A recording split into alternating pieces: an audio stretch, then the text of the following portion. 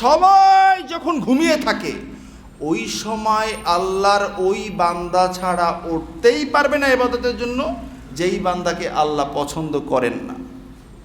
যাকে পছন্দ করবেন উনিই উঠতে পারবেন, এছাড়া দ্বিতীয় ব্যক্তি উঠতে পারবে না। সুতরাং আপনি নিজেকে বাছাই করতে পারেন আমাকে আল্লাহ পছন্দ করেন কি করেন না, পছন্দ করেন কি করেন না। হাদিসে আসছে, হাদিসে আছে এটা। আল্লাহ জিবরাইল আমিনকে ডেকে বলেন, ও জিবরাইল, ওই যে আমার বান্দা চায়, কি চায় তুমি তাড়াতাড়ি তারে দিয়া তারে ঘুম পড়াইয়া দাও। তার চেহারা আমার দেখতে ভালো লাগে না, সে নাফরমান বান্দা, তার প্রয়োজনের কারণে ভোর রাত্রে উঠছে, উঠা আমার কাছে চায়। তো ভোর রাত্রে যেহেতু চাইছে, ভোর রাত্রে চাইলে আমি রব তাকে দিয়েই দেই, তাকে তাড়াতাড়ি দাও, তারে ঘুম পড়াইয়া দাও। দিলে পাইলেই তো সে ঘুমাইয়ে যাইবে।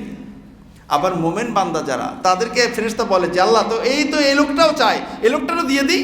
বলছে না, তারে দিও না, সে কান্নাকাটি করে, সে উঠে আছে, তাকে দেখতে আমি রবের বড় ভালো লাগে। আল্লাহু আকবার। সুতরাং দোয়া কবুলের তিনটা মাধ্যম, এটা বুঝে একবারে স্পষ্ট কথা। দোয়া কবুলের তিনটা মাধ্যম মনের মাঝে আজীবন গেঁথে রাখবেন। দোয়া করছেন, মিস যাবেই না, যাবেই না। মোমেন বান্দার দোয়া মিস হতে পারে না। তিন পর্যায়ের কোনো পর্যায়ে না পর্যায়ে আপনি এটার ফলাফল পাবেনই পাবেন। সুতরাং মোমেন বান্দা জবান থেকে কথা বের করবে, এই কথা আল্লাহ কবুল করবেন না, এটা হতে পারে না।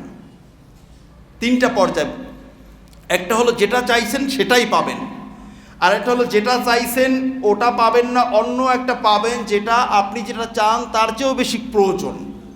তিন নাম্বার হলো কিচ্ছুই পাবেন না, আল্লাহ তাআলা এর বিনিময়ে পরকালে আপনাকে নেকি দান করবেন। এগুলো পাওয়ার পরে পরকালে বান্দা বলবে না, আহারে আফসোস, আমার যদি একটা দোয়াও দুনিয়াতে কবুল না হইতো, তাহলে আজকের এই পরকালে আমি এত বেশি পাইতাম, আমার অনেক হয়ে যাইত।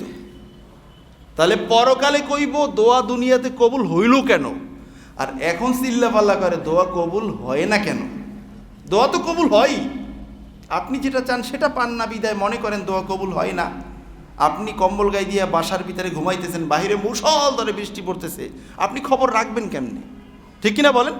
এই ব্যক্তি যেমনি বাহিরের খবর জানে না, আর এই জাহেলগুলো দোয়া কবুল হয় কি হয় না এটাও জানে না। অথচ এগুলো কিন্তু বিভিন্ন সময় আলোচনায় বিভিন্ন আলেমরাই বলে যে দোয়া করেন, বেশি বেশি দোয়া করেন, কিন্তু আবার কতগুলো আবার পাগল আছে, এই পাগলগুলো তো দোয়া থেকে দূরে সরাইতেই থাকে, এগুলো তো কাজ আছেই। ঠিক কিনা বলেন?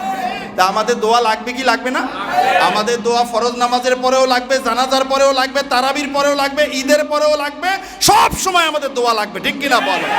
কারণ দোয়া মাখুল ইবাদা, ইবাদতের মূল। ওই যে আলোচনা করছিলাম না কয়েকদিন আগে, দোয়ার অনেক ফজিলত।